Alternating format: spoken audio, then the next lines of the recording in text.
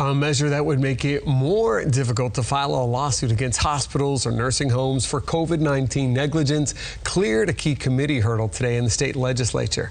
Our Capitol reporter, Forrest Saunders, in Tallahassee, and he's explaining this COVID liability shield for health providers is similar to a bill that's meant to protect businesses. This is a major agenda item for the GOP majority, with versions of the bill moving in the House and the Senate. Sponsors saying it's time to protect those who protected us at the beginning of the pandemic.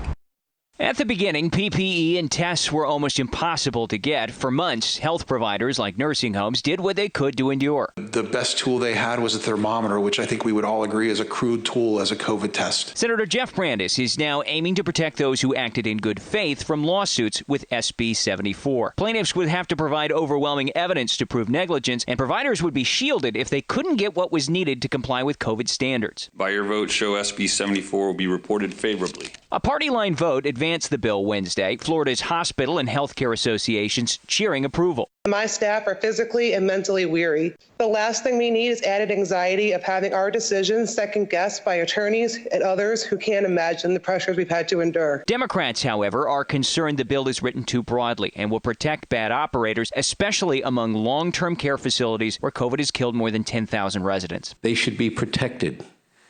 They're captive. They have no control over their environment. The system we have now works. The legislation now heads to the Rules Committee, where Brandes plans to roll it into his other bill shielding businesses from liability. The reason, he says, I think it's easier to defend one fortress than two, and I think at the end of the day, these bills work well together. New Florida Tax Watch and Mason-Dixon polling data shows that most people support these protections for health care providers, about 76% of Democrats and 71% of Republicans. That's the latest out here at the Capitol. I'm Forrest Saunders reporting.